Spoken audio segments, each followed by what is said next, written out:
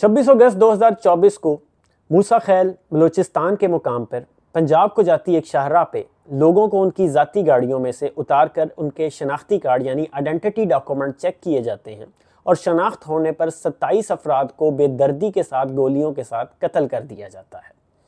इनमें से बहुत से बेशतर अफराद अपनी फैमिलीज़ और बच्चों के हमरा सफ़र कर रहे होते हैं, लेकिन ये सफाक दहशतगर्द इस बात का ख्याल भी नहीं करते और उनको उन बच्चों के सामने ही मार दिया जाता है। बच्चे भी मेरे साथ थे। जैसे उन्होंने गाड़ी रोकी था सबके शनाख्ती कार्ड ले लिए, सबके शनाख्ती कार्ड ले के ना और कहते पंजाबी नीचे उतरा। यार पूछ रहा अम्मी मेरा पापा नहीं आया, अम्मी मेरे पापा अभी तक नहीं पहुंचे, अम्मी मेरे पापा नहीं पहुंचे अभी तक।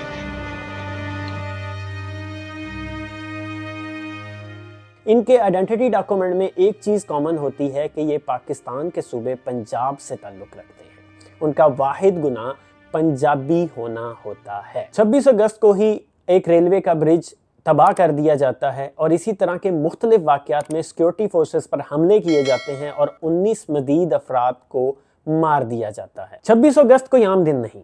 26 अगस्त वही तारीख है जिस दिन सरदार नवाब अकबर बुगटी, जो कि बलोचों के एक सरदार थे, उनको एक मिलिट्री ऑपरेशन में मार दिया गया था। 26 अगस्त को ये हमले करके और पंजाब के करीब इन हमलों को करके दहशतगर्द तंजीमें रियासत पाकिस्तान को ये पैगाम देना चाहती हैं कि ना सिर्फ वो बलूचिस्तान बल्कि पंजाब के करीब और पंजाब के अंदर तक वार कर सकती हैं। पंजाबियों को कत्ल करने का ये कोई आइसोलेटेड वाक़या नहीं।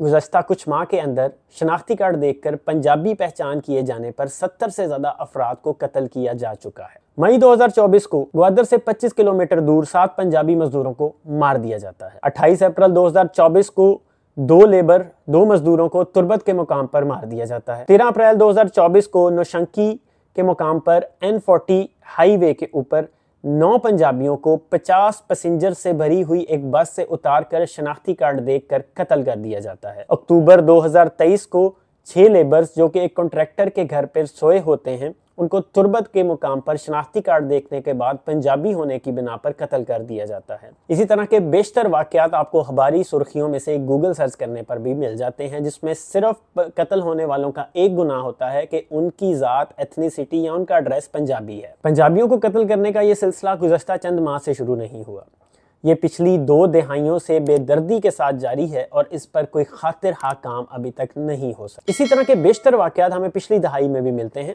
चंद एक जो मुझे मुख्तलिफ अखबारों की सुर्खियों में से मिले हैं। अक्टूबर 2014 में 8 लेबर्स को पोल्ट्री फार्म से उठाकर लसबेला में पंजाबी होने पर कत्ल कर दिया जाता है। अगस्त 2013 में 13 पंजाबियों को मंच में पंजाबी होने पर उनकी शनाख्ती कार्ड देखने के बाद मार दिया जाता है। इसी तरह अगस्त 2010 में 17 पंजाबियों को कोयटा शहर के अंदर कत्ल कर दिया जाता है। HRCP एक अदारे की रिपोर्ट के मुताबिक 2006 से लेकर 2012 तक 1000 से ज़्यादा सेटलर्स यानी जो बलूचिस्तान से बाहर आकर बलूचिस्तान में आबाद हुए हैं उनको मारा गया है, जिसमें से 800 लोग पंजाबी हैं। क्या करे, कानून साजी कराएं कि खरगोश, कुत्ता, पंजाबी, इसका कत्ल बलूचिस्तान में जायज़ है, करा ले कानून साजी, उसके बाद हम भी चुप हो जाएंगे। आखिर क्या वजह है कि बलोची पंजाबियों से इतनी नफरत करते हैं? ये कत्लो गारत पंजाबियों को जेनोसाइड कब से जारी है? इस जेनोसाइड के पीछे क्या क्या वजूहात हैं? पंजाबियों को इस सिलसिले में क्या करना चाहिए और मीडिया और हमारे एक्टिविस्ट का इसमें मनफी या मुस्बत क्या किरदार रहा है? अगर आप ये तमाम इंफॉर्मेशन जानना चाहते हैं तो इस वीडियो को पूरा देखिए। मेरा नाम है नुमान खादिम वड़ाइच, पंजाब नामा के साथ आपका इस वीडियो में स्वागत है।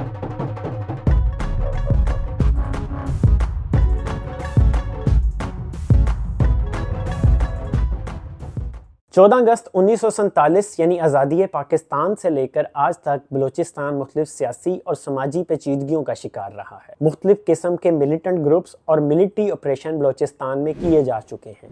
बलूचिस्तान के लोग रियासत पाकिस्तान से हासे हाइफ रहते हैं। उसकी वजह बलूचिस्तान की मौजूदा हालत है, जिसमें ना तो ज़्यादा उस तरह की फैसिलिटीज़ मौजूद हैं जैसी पाकिस्तान के बाकी सूबों के अंदर मौजूद है। पंजाबियों को कत्ल करने का सिलसिला 2006 में नवाब अकबर बुगटी को एक मिलिट्री ऑपरेशन में मारने के बाद से शुरू होता है। सरदार नवाब अकबर बुगटी जमहूरी वतन पार्टी के लीडर थे, जो कि ना सिर्फ गवर्नर बलूचिस्तान रहे, CM बलूचिस्तान रहे, इसके अलावा पाकिस्तान में इंटीरियर मिनिस्टर के तौर पर भी अपने फराइज सर अंजाम दिए। उनको मिलिट्री ऑपरेशन में जब मारा गया तब से बलूचिस्तान के हालात यकसर तब्दील हो गए। वो रिएक्शन सबसे पहले पंजाबियों पर निकला, क्योंकि ये तोजीह पेश की जाती है क्योंकि रियासत पाकिस्तान में बसने वाले सबसे ज़्यादा लोग पंजाबी हैं और रियासत पाकिस्तान को कंट्रोल करने वाले भी सबसे ज़्यादा पंजाबी हैं। इस वजह से यही रियासत हैं और इनको मारना रियासत पाकिस्तान को मारने के बराबर है। इस वजह से मुख्तलिफ पंजाबी जो कि वहाँ दहाइयों से रह रहे थे, वो तब से उस सूबे में बलूचिस्तान में गए थे जब 1 यूनिट यानी बांग्लादेश और पाकिस्तान इकट्ठे होते थे। 1 यूनिट डिक्लेयर कर दिया गया था पूरे मौजूदा पाकिस्तान को। तब से वो कोयटा और उसके मज़ाफ़ाती इलाके में जाकर आबाद हुए। कई नस्लों से बसने वाले इन पंजाबियों के ऊपर 2006 के बाद हमले शुरू हो गए। सबसे पहले कई पंजाबियों की दुकानों पर लूटा गया, कई पंजाबी फैमिलीज़ को थ्रेट भेजे गए, जिसकी वजह से कई पंजाबी फैमिलियों को कोयटा के इलाके से निकालकर कैंटोनमेंट्स में शिफ्ट करना पड़ा। इसके अलावा BLA और BSO ने ऐसे पम्फलेट्स बांटे जिस पर लिखा गया था कि अगर आप पंजाबी हैं तो आपके लिए बेहतर होगा कि आप ये हमारा सूबा छोड़ जाएं। याद रखिए कि ये पंजाबियों की वहाँ बसने वाली पहली नहीं, तीसरी चौथी नस्ल थी जो वहाँ रह रही थी, लेकिन सिर्फ उनका बाप दादा कहीं पंजाबी था तो इसलिए उनको फॉरेनर समझा जाता था। इन वाक़यात में स्टूडेंट्स को हॉस्टल में मारा गया।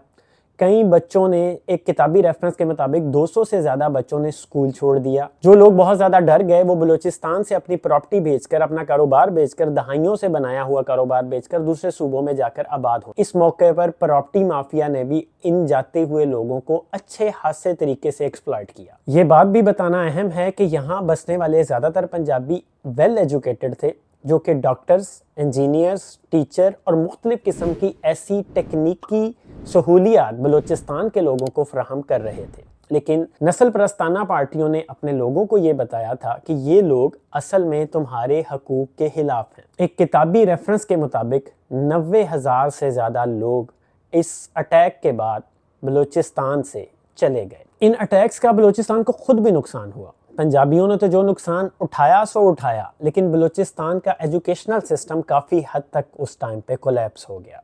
ब्यूरोक्रेसी में मौजूद कहीं पंजाबी CSS पास कर जो आते हैं उनको भी बलूचिस्तान छोड़ना पड़ गया। यहाँ पे ये बात बताना अहम होगी कि CSS का इम्तिहान पास करके जो कमिश्नर्स बनते हैं वो जनरली अपने सूबे के बजाय दूसरे सूबे में तैनात किए जाते हैं। इस सारे वाक़यात को जब हो रहे थे तो बलूचिस्तान हुकूमत या बलूचिस्तान की नेशनलिस्ट सियासी और समाजी पार्टियों का किरदार भी कोई खासा सपोर्टिव नहीं था। सरदार अकबर मेंगल की स्टेटमेंट इसमें काफ़ी अहम है, जिसने कहा था कि हम पंजाबियों को कोई पनाह नहीं दे सकते, बेहतर है कि वो बलूचिस्तान छोड़ जाएं। इसी तरह मुख्तलिफ सियासी जमातें, जिनमें NAP बहुत बड़ा नाम है, जिन्होंने अपने मैनिफेस्टो में लिखा था कि हम, सियासी मैनिफेस्टो है कि हम बलूचिस्तान से तमाम गैर आबाद बलोचों को, यानी ऐसे लोग जो बाहर से आए हैं, उनको किसी किस्म की नौकरी नहीं करने देंगे, उनको बलूचिस्तान से बेदखल करेंगे। ये उनका सियासी मैनिफेस्टो था। नवाब मरी ने तो यहाँ तक कह दिया था कि मैं एक सुअर के साथ रह सकता हूँ, एक पंजाबी के साथ नहीं। तो नाजरीन, आखिर क्या वजह है कि सरदार नवाब अकबर बुगटी, उनके कत्ल को एक आम पंजाबी से जोड़ दिया जाता है? ये समझा जाता है कि रियासत पाकिस्तान असल में पंजाब है और पंजाब के लोग चूंकि सबसे ज़्यादा हैं, इसीलिए रियासत पाकिस्तान में भी सबसे ज़्यादा हैं, फ़ौज में भी ये सबसे ज़्यादा हैं, ब्यूरोक्रेसी में भी सबसे ज़्यादा हैं, इसलिए यही हमारे इन हालात के ज़िम्मेदार हैं। इसके अलावा ये पढ़ाया जाता है कि पंजाब आपके वसाइल को खा गया, सुई गैस सारी पंजाब खा गया, कोयला सारा पंजाब खा गया, आपकी तमाम मादनियात ले जाकर लाहौर, रावलपिंडी और मुल्तान में रखी जा रही। तो इस वजह से हमारे रिसोर्सेज, बलोचों के रिसोर्सेज पंजाब खा रहा है। यहाँ ये बात बतानी बहुत अहम होगी कि सरदार नवाब अकबर बुगटी के कत्ल में जो FIR काटी गई, उस FIR में कोई भी नामजद शख्स पंजाबी नहीं। शौकत अजीज़, जनरल परवेज़ मुशर्रफ, शेर पाव और इसी तरह के और पश्तून, मुहाजिर और बलोच नाम शामिल हैं जिनका पंजाब से कोई ताल्लुक नहीं। एक और रीज़न जो पेश की जाती है कि जी ये जो लेबर्स या बार्बर्स, यानी जो नाई और जो मजदूर बलूचिस्तान में जा रहे हैं, ये असल में मजदूर नहीं, ये बेस बदल कर एजेंट्स हैं मुख्तलिफ एजेंसियों के, जो कि बलूचिस्तान में उनकी रैकी करने जा रहे हैं। सितम ज़रीफ़ी देखिए कि बहुत सारे हमारे एक्टिविस्ट और जो इंसानियत के चैम्पियन बनते हैं वो पंजाबियों की विक्टिम ब्लेमिंग करके इस तरह इन कत्लों को जस्टिफाई करते हैं। इस तरह के एक्टिविस्ट किसी वेस्टर्न कंट्री या किसी मॉडर्न वर्ल्ड के अंदर मौजूद हों तो लोग उन पर थू थू करें, लेकिन पाकिस्तान में अभी भी वो एक्टिविस्ट के तौर पर ही मशहूर हैं। पंजाबियों को पिछली 2 दहाइयों से बलूचिस्तान में बेदर्दी से कत्ल किया जाता रहा, लेकिन अफसोस की बात, इससे भी बड़ा इशू ये है कि मेन स्ट्रीम मीडिया के ऊपर हमारे एंकर्स, हमारे लेफ्टिस्ट, हमारे सेकुलर, हमारे फेमिनिस्ट या हमारे रिलीजियस लोग भी इस कत्ल को पंजाबी कत्ल नहीं कहते। इस कत्ल को पाकिस्तानी या इंसानियत के खिलाफ पुरसोज वाकया कह दिया जाता है। हालांकि कत्ल होने वाले लोगों को उनकी पहचान करके पंजाबी कर मारा गया है, लेकिन उनको मेन स्ट्रीम मीडिया के ऊपर लफ्ज़ पंजाबी इस्तेमाल ही नहीं कर सकते। कोई मेन स्ट्रीम मीडिया पर ऐसा प्रोग्राम नहीं आता जो स्पेसिफिकली इसको पंजाबी किलिंग कहे। लेकिन इसके बरअक्स अगर किसी बलूच, अगर किसी पख्तून या अगर किसी और ज़ात के या एथनिसिटी के बंदे को मारा गया है तो उसके ऊपर जो रिएक्शन आया है वो आप सब जानते हैं। जुल्म के खिलाफ आवाज़ सिर्फ एक खास नस्ल के लिए हो तो वो जुल्म के खिलाफ आवाज़ नहीं, वो नेशनलिस्ट आवाज़ें हैं। तो अगर आप वाकई ही जुल्म के खिलाफ हैं तो आपको बलोच कत्ल, पश्तून कत्ल और पंजाबी कत्ल पर भी उतना ही वावेला करना चाहिए जितना बाकी सारे कत्लों पर होता है। हमारे एंकर्स या मीडिया पर्सन क्यों इस पर बात नहीं करते? उन्होंने आवाम के अंदर एक नैरेटिव बनाया हुआ है कि पंजाब एक जालिम का नाम है। जालिम बेशक गरीब हो, जालिम बेशक मजदूर हो, जालिम बेशक सबसे ज़्यादा बिजली का बिल और टैक्स देता हो और वो अपनी बेचारी मजदूरी करने बलूचिस्तान जा रहा हो, वो कैसे मजलूम हो सकता है?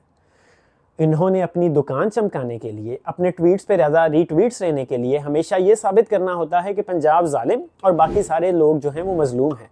एक जालिम को कैसे वो मजलूम साबित कर सकते हैं? उनकी तो सारी दुकान बैठ जाएगी। चंद पंजाबी तंजीमें जो कि सकाफती तंजीमें हैं वो बेचारी अपने तौर पर अपनी मदद आपके तहत अपने पैसे लगाकर लाहौर में और मुख्तलिफ मुल्तान में और मुख्तलिफ जगहों पर छोटे मोटे एहतजाज करती हैं जिनकी कोई ख़ास सुनवाई नहीं होती। ना तो उनको कोई बड़ा न्यूज़ चैनल कवर करता है और ना ही वो खबर बनती है। ये तो हमने जाना कि पंजाबियों के साथ पिछले 2 दहाइयों से बलूचिस्तान में क्या सलूक हो रहा है, लेकिन अब हम ये भी जान लेते हैं कि बलोची जो पंजाब में रहते हैं उनके साथ पंजाबी कैसा सलूक करते हैं।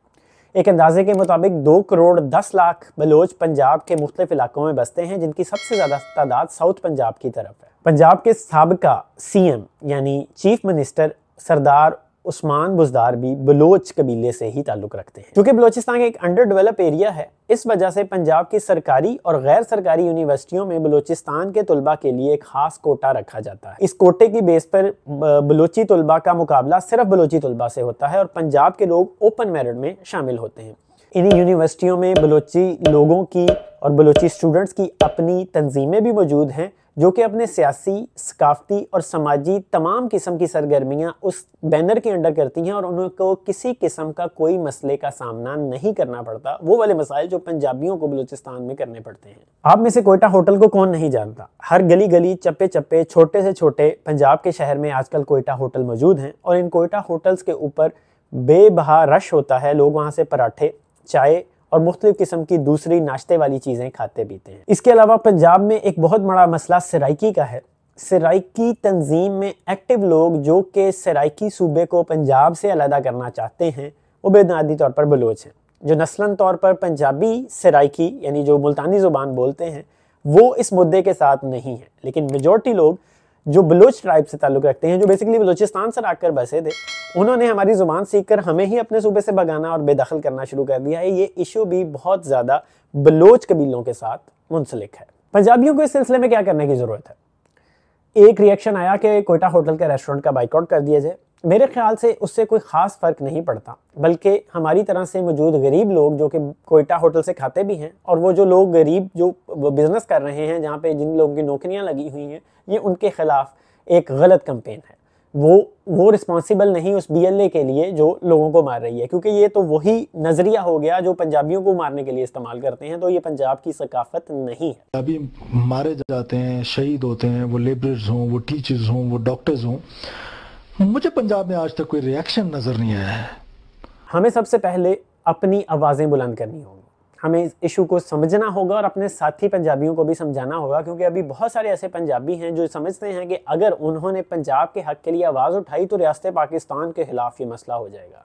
नहीं, चूँकि ये कत्ल पंजाबियों को उनके शनाख्ती कार्ड देखकर किया जा रहा है तो इस कत्ल को पंजाबी कत्ल कहना होगा। सोशल मीडिया को और अपनी आवाज़ को इतना बुलंद करें कि उनको एहसास हो जाए कि ये जो हम इल्मी मुनाफ़कत कर रहे हैं अपनी गुड्डी चमकाने के लिए, ये अब मज़ीद नहीं चले। पंजाब को नेशनल असम्बली में सियासी क़यादत को और बाकी सारे लोगों को इस बात पर उजागर करना होगा कि ये इशू बहुत बड़ा है और इसको किसी तरीके से हल किया जाए। नाज़रीन, मैं आज दी वीडियो उर्दू ज़बान च बनाई, लेकिन मेरा चैनल पंजाबी दे उत्ते वे वीडियो नूं उर्दू च बनाने का मकसद है सी ताकि मैं बाकी तमाम कौमां तक भी अपनी आवाज़ पहुंचा सकां कि जिहड़े तरीके नाल तुसीं पंजाबियां नूं कतल कर रहे हो वो इंतहाई गलत है।